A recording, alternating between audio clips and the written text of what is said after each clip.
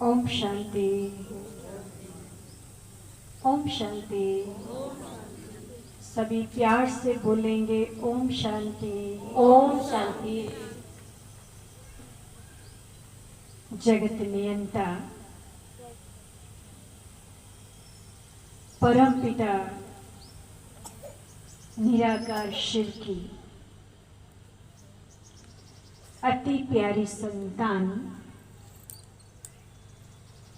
हमारा आज का आदरणीय मंच शिव भोलानाथ के भोले भोले बच्चे,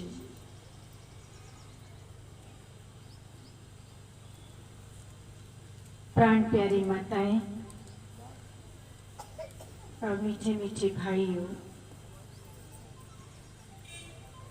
आज के इस शुभ दिवस महाशिवरात्रि पर्व की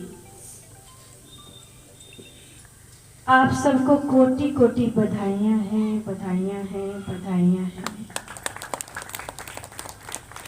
मुबारक है, मुबारक है, मुबारक है। शुभकामनाएं हैं, शुभकामनाएं हैं, शुभकामनाएं हैं। अति हर्ष का दिन है कि हम सभी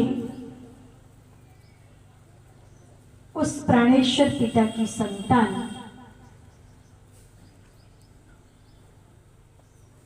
उसको जानने के लिए,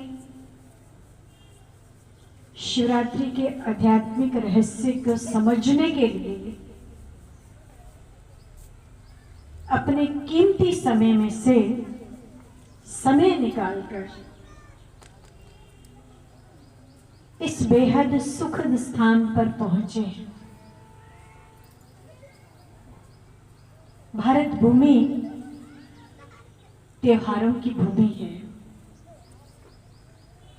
इसलिए भारतवर्ष महान है, क्योंकि हमारे भारतवर्ष में अगर 365 दिन हैं तो 370 त्योहार हैं। हमसे पहले सुष्मिता बहन सुना रही थी कि हम बौद्धिकता की ओर गतिशील हैं, लेकिन देखा जाए जो संसार भौतिकतावाद की दौड़ में अग्रणी है, उस संसार में त्योहार नहीं है। वहां पर पूरे साल में केवल मात्र 2 ही दिन होते हैं, 25 दिसंबर और नया साल। उसके बाद अगर वो त्योहार मनाना चाहते हैं तो mother's day, father's day, brother day, sister day, goggle day, cheese day, umbrella day, chocolate day, ऐसे ऐसे दिन उनको मनाने के लिए मजबूर होना पड़ता है। और हम आत्माएं पद्मा पदम सौभाग्यशाली हैं कि हमारा हर दिन उत्सव है, और उत्सव मनाया ही जाता है उमंग उत्साह में आने के लिए। लेकिन देखा जाए, कहते हैं संग तारे कुसंग डुबोए, तो महाशिवरात्रि पर्व में आज हम सौभाग्यशाली आत्माएं सत्संग अर्थात सत्य के संग बैठी हैं।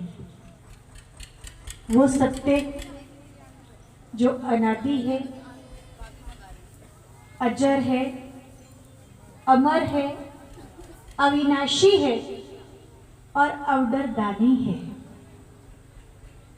वो निराकार परमात्मा जो त्रिदेव रचयिता है, 3 देवताओं की रचना करता है। उस पहली रचना के द्वारा सृष्टि के कर्तव्य कराता है। तो अपने सौभाग्य की सराहना करते हुए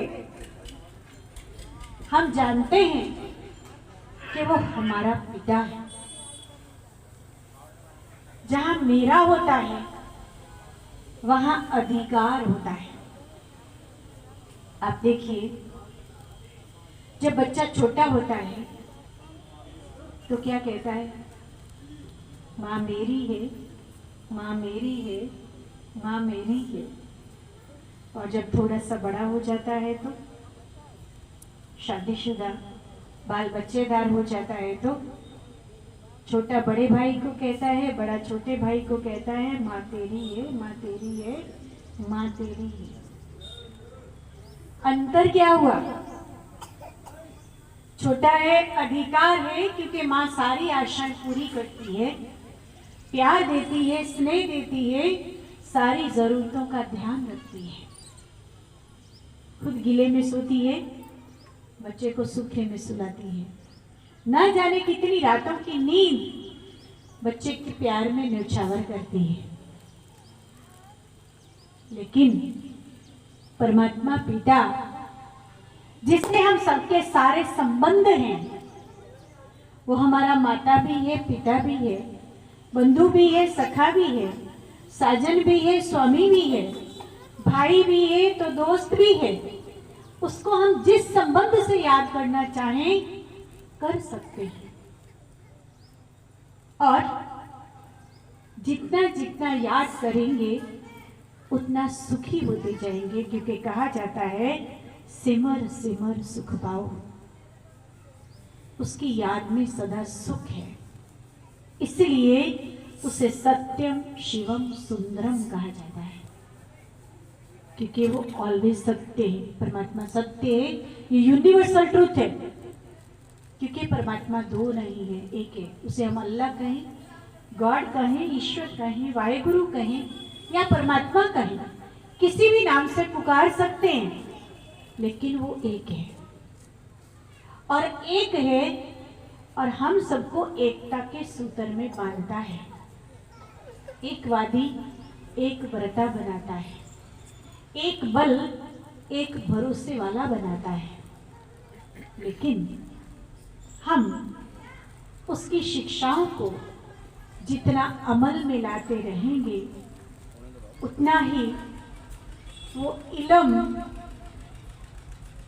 हमारे लिए सुखदायी हो जाएगा। कहते हैं ना, कोई भी इल्म तब बनता है जब अमल में आता है। जब तक अमल में नहीं आता तब तक इल्म नहीं कहलाता। और आप सब जानते हैं कि शिवरात्रि के दिन सभी भक्तजन उपवास भी करते हैं। वैसे तो अगर हमारे घर में किसी बच्चे का जन्मदिन होता है तो हम पार्टी करते हैं, बहुत सारे व्यंजन बनाते हैं। लेकिन जो परम सत्ता है उसके जन्मदिन पे उपवास क्यों? उपवास को अगर संधि विच्छेद किया जाए तो उपवास अर्थात उपरवास। उपरवास कैसे हो सकता है? जब इस सारे संसार की पुरानी आदतें, पुराने बंधन, कुरीतियां, कुप्रथाएं, नेगेटिव थॉट्स और व्यर्थ चिंतन से हम उपवास करेंगे तो हम ऊपर के रहने वाले बन जाएंगे। क्योंकि परमात्मा भी तो परम धाम रहवासी है। हम गाते हैं ना, ऊंचा तेरा नाम, ऊंचा तेरा धाम, ऊंचा तेरा काम। है भी ऊंचा, कार्य भी ऊंचे करता है और हम सबको ऊंचे स्थान पर रहने का इशारा भी देता है। क्योंकि जैसा बाप होता है वैसा बच्चा होता है। आप देखिए, बंदर का बच्चा बंदर जैसा है, कौवे का बच्चा कौवे जैसा है, मनुष्य का बच्चा मनुष्य जैसा है। परमात्मा हम सबका पिता है, तो हम गॉड की संतान कैसे होने चाहिए? बोले की संतान बोले ही, लेकिन जैसे वो सुख का सागर है, ऐसे हम सब भी सबको सुख देने वाले सुखदाता बाप के बच्चे सुखदेव हैं। जैसे वो शांति का सागर है, तब सारे संसार में शांति की किरणें फैलाने वाले शांति दूत हैं। वो प्रेम का सागर है, तो हम सब प्रेममयी सृष्टि बनाने वाले, उसके प्रेम में खो जाने वाले हैं। प्रेम स्वरूप आत्मा है, वो आनंद का सागर है। हमारे मन में सदा आनंद हिलोरे लेता रहे, ऐसी हमारी कल्याणकारी वृत्ति है। तो जितना जितना उसके गुणों को हम अपने जीवन में समावेश करते जाएंगे, उतना हमारा जीवन सुख में, शांत में, प्रेम में और आनंद में होता जाएगा। शिवरात्रि तो हम सभी मनाते हैं। उपवास के साथ साथ आप देखते हैं कि व्यर्थ बातों का उपवास करेंगे, व्यर्थ बंधनों का उपवास करेंगे, कुरीतियों का उपवास करेंगे, भोजन का उपवास करने की कोई आवश्यकता नहीं है। क्यों? क्योंकि एक गाड़ी तभी चलती है जब उसमें पेट्रोल डाला जाता है। आजकल तो कौन सी गाड़ी है हमारे पास? सेल्फ स्टार्ट है या दवाइयों के धक्के से चलने वाली है? हर रोज कलियुगी दुनिया का कलर ड्राई फ्रूट खाना पड़ता है। खाते हैं ना? कोई बीपी की खाता है, कोई शुगर की खाता है, कोई हेडेक की खाता है, कोई किसकी खाते हैं? कहीं ना कहीं किसी ना किसी चीज की तो खाते हैं। जागने की भी खाते हैं, सोने की भी खाते हैं। वैसे कहते हैं जागने और सोने की भी खाते हैं। सोने की खाते हैं, चांदी की खाते हैं, हीरे की खाते हैं, लेकिन खाते जरूर हैं। देखा जाए तो भगवान कहता है कि मीठे बच्चे, आप 3 गोली हर रोज खाओ तो सारी गोलियों से मुक्त हो जाएंगे। वो कौन सी गोली है? पहला है धीरज। धीरज के लिए एकदम सुन रहे थे कि oh God give me patience but hurry up. जरा सोचिए, मांग रहे हैं धीरज, वो भी हरी अप। तो धीरज हुआ ऐसे वाला धीरज नहीं। धीरज धर मनुआ धीरज धर, तेरे सुख के बड़े दिन आएंगे। आएंगे नहीं, आ चुके हैं। क्योंकि परमात्मा की गोद में आकर हम बैठे हैं तो उसकी गोद तो महासुखकारी होती है। परमात्मा के सब बच्चे हैं, वो हम सबका पालनहार है, वो हम सबका कल्याणकारी पिता है। उसके जैसा सुख संसार में कोई दूसरा दे नहीं सकता। कहते हैं देंदा दे लेंदा थक पाए। देने वाला कमी नहीं कर रहा है, हम लेने वाले कमजोर हो रहे हैं। पहली है धीरज, दूसरी है शांति और तीसरी है प्रेम। अगर हम ये 3 गोलियां हर रोज खाना शुरू कर दें तो हमें किसी गोली की आवश्यकता नहीं रहेगी। गोलियां खाने से मुक्त हो जाएंगे, क्योंकि गोली खाने के लिए तो भोजन करना पड़ता है। भोजन करेंगे तो गोली खाएंगे ना। तो इसलिए शरीर को भोजन देने के लिए मनाही नहीं है, जरूर दो, लेकिन आत्मा को भोजन देने की सबसे ज्यादा जरूरत है। वो अगर आप देंगे तो जीवन में कभी भी दुख अशांति आपके पास आ नहीं सकती। देखा जाए, कहते हैं एक घड़ी आधी की पुनाद। थोड़ा सा समय अगर हम किसी और के लिए नहीं, अपने लिए निकालते हैं, स्वयं अपने को आत्मा निश्चय कर उस प्राणेश्वर पिता की याद में बैठते हैं, उसके लिए भी समय निकालते हैं, तो हमारे जैसा पद्मा पदम सौभाग्यशाली संसार में दूसरा कोई और नहीं है। क्योंकि वो भगवान सवेरे सवेरे अमृत वेले हम सबके लिए सारे खजाने खोल कर बैठा है। भी खजाने से अपनी झोली भरना चाहें उसी खजाने से हम भर सकते हैं। जितना लूटना चाहें उतना लूट सकते हैं। देने वाला कोई कमी नहीं करता, वो सबको एक जैसा देता है, लेकिन हम लेने में नंबरवार पुरुषार्थ अनुसार हो जाते हैं। इसलिए देने में अथाह अखुट अखंड खजाना देता है, तो हम लेने वाले भी अपनी झोली को सदा भरपूर रखें, क्योंकि अगर हमारे पास स्टॉक होगा तभी हम दूसरों को दे सकते हैं। हमारी झोली अगर खाली है तो हम दूसरों को दे नहीं सकते। और बनना है दानी महादानी पुण्य आत्मा, उसके लिए देना तो जरूरी है। दूसरा आप देखते हैं, व्रत के साथ साथ शिव पर मंदिर में जाकर जल की लोटी चढ़ाई जाती है। कोई भी कार्य जब व्यक्ति करता है, कोई संकल्प लेता है, तो जल को साक्षी मानकर लेता है। जल हाथ में लेकर फिर संकल्प करता है। तो जल की लोटी चढ़ाना अर्थात क्या, मंदिर में खड़े होकर हम कहते भी हैं कि हे प्रभु जी, तन भी तेरा, मन भी तेरा, धन भी तेरा, तेरा तुझको अर्पण क्या लगे मेरा। विचार करने योग्य बात है।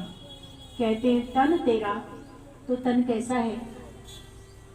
बीमारियों से भरा हुआ रोगी, दवाइयों के धक्के से चलने वाली गाड़ी। भगवान कहता है ऐसा रोगी तन मुझे नहीं चाहिए। हाँ, इसी तन से अगर आप मेरी सेवा करते हो तो मैं आपको एक जन्म के लिए नहीं, पूरे 21 जन्मों के लिए निरोगी कंचन काया दे दूंगा। फिर आप कहते हैं प्रभु जी मन भी तेरा। मन कैसा है? 5 विकारों से भरा हुआ, काम क्रोध लोभ मोह अहंकार, ईर्ष्या द्वेष राग शोक वैमन से नफरत भय, इन सबसे भरा हुआ मन लेके भगवान कहता मैं क्या करूंगा। लेकिन इसी मन को अगर आप मुझ में लगाते हो, मुझे याद करते हो, तो मैं आपके इस मन को सुमन बना दूंगा। फिर आप कहते हो प्रभु जी धन भी तेरा। आज के समय में धन कैसा है? इस कलयुगी दुनिया का काला। उस काले को गोरा बनाने के लिए हम सेवा में लगाना चाहते हैं। एक दिन एक भाई हमारे पास आया, आके कहते हैं बहन जी मैं आपको कुछ धन देना चाहता हूँ, क्या आप सोच सकते हैं कितना देना चाहता हूँ? हमने कहा नहीं भैया, हम तो कभी सोचते नहीं। भगवान का भंडारा, भंडारी भरपूर है, काल कंटक सब दूर है। तो भंडारी आपके सामने है, जो भी करना चाहता है भंडारी में करता है। कहने लगा नहीं, आपकी भंडारी में नहीं आ सकता। जितना मैं देना चाहता हूँ उसके आगे ये भंडारी बहुत छोटी है। तो हमें समझ में नहीं आया पहले तो, लेकिन जैसे उसने बोला भंडारी छोटी है तो हमें समझ में आ गया भाई क्या कहना चाहता है। तो हमने जल्दी से बहनों को कहा आप चाय इस भाई को पिलाओ, प्रसाद खिलाओ और जल्दी से भेजने का प्रयास करो। क्यों? वो कहता है मैं आपको देना चाहता हूँ 2 करोड़। हम होता है क्या? बहुत होता है, लेकिन हमने कहा हमें नहीं चाहिए। हम समझ गए वो क्या कहना चाहता है। हमने स्पष्ट बोला भैया हमें आपका 2 करोड़ नहीं चाहिए। कारण मैं आपको चेक से देता हूं 2 करोड़, आप मुझे कैश में दे दीजिए वापस 1 करोड़। हमने कहा भैया आप तो 2 करोड़ की बात करते हो, हमने तो रखा हुआ 20 लाख भी कभी नहीं देखा। इकट्ठा अगर एक जगह रखा हुआ हो, हमने 20 लाख भी कभी नहीं रखा देखा। इसलिए हमें ये आपका धन नहीं चाहिए। आप चाय पीजिए, प्रसाद खाइए और किसी और को ढूंढ लीजिए जो आपके इस काले धन को गोरा कर सकता है। हमारे पास ना इतना कैश आता है, ना हम काले गोरे के चक्कर में पड़ते हैं। हम सबका तो एक ही एवर हसीन मुसाफिर सलोना साजन है, जिसकी याद में हम आत्मा को बुरा करते हैं, धन को बुरा करने की हमें आवश्यकता नहीं है। तो आज के समय में भगवान कहता है, अगर इस कलयुगी संसार की काली कौड़ियां आप ईश्वरीय सेवा में लगाते हो तो मैं आपको 21 जन्मों के लिए पद्मों का मालिक बना देता हूं। कहते हैं एक दिन एक बूढ़ा ब्राह्मण भिक्षा मांगने निकला। तो जिस समय भिक्षा मांग रहा था, एक राजा सामने खड़ा था और एक लकड़हारा खड़ा था। तो भिक्षा में तो जब कोई सामने आता है तो मना किया ही नहीं जाता। गृहस्थी लोग तो सदा ही कहते हैं कि साईं इतना दीजिए जामे कुटुंब सुमाए, मैं भी भूखा ना रहूं, साधु भी भूखा न जाए। तो इसी आशा को लेकर तो राजा ने उस भिक्षु को 1 लाख रुपया दिया और लकड़हारे के पास तो केवल मात्र एक कुल्हाड़ी थी। उसने वही कुल्हाड़ी उस भिक्षु को दे दी। थोड़े दिनों के बाद राजा और लकड़हारा दोनों ने इकट्ठे शरीर छोड़ा, दोनों धर्मराजपुरी में पहुंचे। तो जब भाग्य लेने का समय आया, राजा को छोटा पद मिला और लकड़हारे को संपूर्ण प्रॉपर्टी मिली। राजा ने ऑब्जेक्शन किया कि मैंने 1 लाख रुपया दिया और मुझे इतना छोटा सा पद मिला, और लकड़हारे ने तो केवल मात्र एक कुल्हाड़ा दिया था और उसको संपूर्ण प्रॉपर्टी का मालिक बना दिया गया। ऐसा मेरे साथ अन्याय क्यों? तो उत्तर मिला, आपके पास अथाह खजाना जमा था। उस अथाह खजाने में से आपने केवल मात्र 1 लाख निकाला। तो कर्म फिलॉसफी कहती है, जो करेगा वो पाएगा, जैसा करेगा वैसा पाएगा, जितना करेगा उतना पाएगा। तो आपने जितना किया उतना ही आपको बदले में मिल गया। लेकिन लकड़हारे के पास संपूर्ण संपत्ति क्या थी? केवल मात्र एक कुल्हाड़ा। उसने अपनी संपूर्ण प्रॉपर्टी दी तो बदले में उसको संपूर्ण वर्षा मिला। तो प्यारे भाइयों और बहनों, ये कर्म की गति बहुत सूक्ष्म है और बहुत महीन है। कर्म अपने कर्ता को छोड़ता नहीं, ढूंढ लेता है।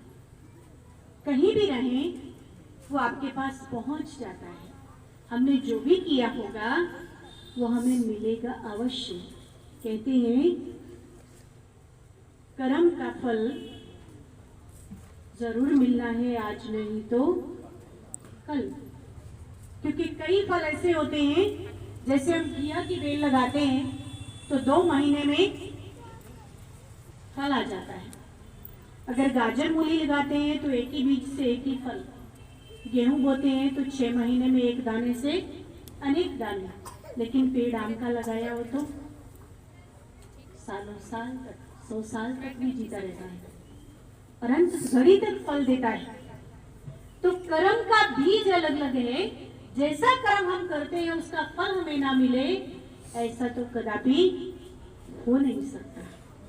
तो शिवरात्रि के दिन आप देखते हैं शिवलिंग पर एक कलश रखा जाता है, जिसमें से बूंद बूंद पानी शिवलिंग के ऊपर टपकता रहता है। इसका अभिप्राय क्या है? आप जानते हैं कि भगवान कहता है कि आप मुझे श्वासोश्वास याद करो, हर सेकंड हर पल याद करो। हम श्वासोश्वास को याद नहीं करते, जल का कलश रख देते हैं, बूंद बूंद शिवलिंग पर टपकती रहती है। तो सूक्ष्म बात को, आध्यात्मिक बात को हमने स्थूल में ले लिया है। वास्तविकता ये है कि हमारी बुद्धि में ज्ञान और उसकी याद का बल एक एक सेकंड टपकता रहे। सदा हमारी बुद्धि उस परमात्म प्रेम में लगी रहे, स्नेह की डोर उसके साथ बंधी रहे। फिर हम देखते हैं 3 बेलपत्र जरूर चढ़ाए जाते हैं। उस दिन बेलपत्र ढूंढ के लाते हैं।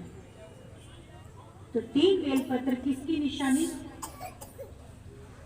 क्योंकि निराकार परम पिता परमात्मा शिव जब इस धरा पर दिव्य अवतरण लेते हैं तो 3 देवताओं सहित आते हैं, इसलिए उसे त्रिदेव रचयिता कहा जाता है। तो 3 देवताओं का यादगार वो मिले हुए 3 पत्र शिवलिंग पर अर्पित किए जाते हैं। और फल में क्या चढ़ाते हैं? बेल। भगवान कहता है कि मीठे बच्चे, आपके मन में जो वैर भाव भरा हुआ है, जो इर्विल की फीलिंग भरी हुई है, वो मुझे अर्पण कर दो। तो वैर भाव तो नहीं चढ़ाते, लेकिन बेर अवश्य चढ़ा देते हैं। चढ़ाना तो चाहिए वैर भाव, क्योंकि परमात्मा है प्रेम का सागर और हम सबको प्रेम की गंगा बनाता है। प्रेम से चलना, प्रेम से रहना सिखाता है। तो प्रेम को छोड़कर अगर हम नफरत का भाव रखते हैं, वैर का भाव रखते हैं, तो शिवरात्रि कहती है आज के दिन उसे भगवान को अर्पण कर दो, परमात्मा पिता पे चढ़ा दो, तो सदा के लिए प्रेम में सृष्टि के अधिकारी बन जाएंगे। उसके साथ साथ आपने देखा होगा अक के फूल और धतूरा भी शिव पे अर्पण होता है। दोनों चीजें कड़वी, अक कड़वा है, धतूरा कटीला है। तो कहने का अभिप्राय क्या? आपके मन में जो भी बुराइयां हैं, जिन बुराइयों के कारण किसी को कांटा चुभता है, दुखदाई बोल बोले जाते हैं, क्योंकि बोल का बहुत महत्व है। भगवान कहता है कम बोलो, धीरे बोलो, मीठा बोलो, अर्थात मिठास का बीज बोलो। कहते हैं ऐसी वाणी बोलिए मन का आपा खोए, औरों को शीतल करे, आपू शीतल खोए। शब्द संभाल के बोलिए, शब्द के हाथ ना पाओ। एक शब्द औषध करे तो एक करे है घाव। तो हमारे बोल कटीले नुकीले ना होकर मधुर भाषी हम बने, तो सदा मधुरता से जिए, मधुरता से व्यवहार में आए, तो भगवान के मीठे बच्चे बन जाएं। और अक अर्थात कड़वा, तो हमारे मुख से कभी भी कड़वे बोल नहीं निकले, व्यवहार में कड़वापन नहीं आए, ऐसा भगवान हमसे चाहता है। इसलिए कहा गया है शिवरात्रि के दिन भगवान को सब अर्पण कर दो। फिर आपने देखा होगा शिवरात्रि के दिन भांग भी चढ़ाई जाती है।